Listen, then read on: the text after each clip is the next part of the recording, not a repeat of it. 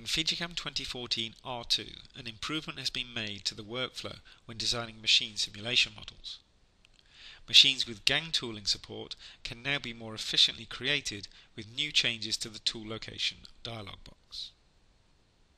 In this case, you can see I've got an example, and we've created two previously generated turning operations, a face and a turn.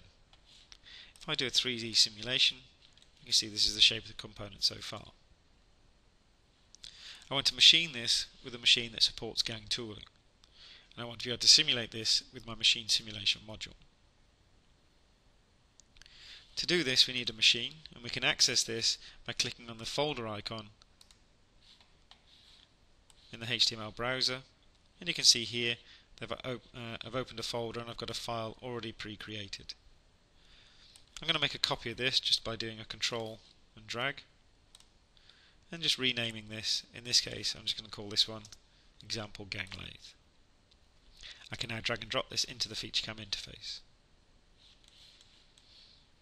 So here is my machine, and we can see the gang locations on the machine itself. I want to deal with this gang here for the turning tools. So to verify or create the gang, we need to go through a three-stage process. First one is a coordinate system, so we need to set a local coordinate system for this particular block. In this case, if I click on the gang tool turn, you can see here the coordinate system has already been set up. You need to do this first in order to be able to select or create a gang list. Once we've done that, we can then again go to our machine design tab, and we can say we want to add a tool location. We click the solid that we're interested in, and note the different types of available items that we have. So we've got head, turret and gang. So these are all the different types of tool mounts that we can choose from. Depending on what we have selected here, you will see different options available here. For example, you can see a number of tools as being blanked out when we choose the head option. So in this case, we're going to say we're interested in this solid. We want to do a gang type tooling mounting, and then the coordinate system, so we're doing main spindle face mounted. I'm going to go ahead and select this coordinate system inside here, and you see we get a representation of the tool located like so.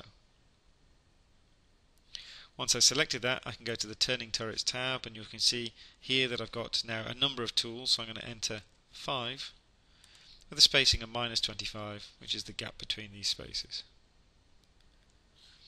For the orientation, I want to go in the Y direction because that's the direction of my Y axis, like so. Say apply, and you'll see we get a series of setups or UCSs appearing that will indicate where our tools will be mounted. I can say OK to this, and that creates those tool locations. As well as this, we need to go and add a tool block now.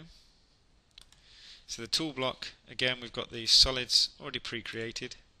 So I'm just going to select the top one and indicate the coordinate system that we wish to use. I can now choose my mounting, so in this case we're going to go for the upper turret only. And then the tool type, in this case we are concerned with OD turning right hand tools. For the tool location, we're going to choose face mounted, and we're going to work on the main spindle only. Say apply and OK, and that's now generated our gang positions. We can save our machine and then go back to our file and then load this machine in. In this case, I'm going to force to do this via the setup all the way to the end. I'm going to browse, and in this case I'm in my gang lathe folder. I'm going to open the example gang lathe that I've just created. Say finish and close. Single step with my simulation.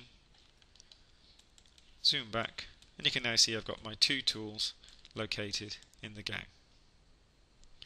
I'm just going to do an Alt F3 to do the facing operation, and then I get my turning operation like so.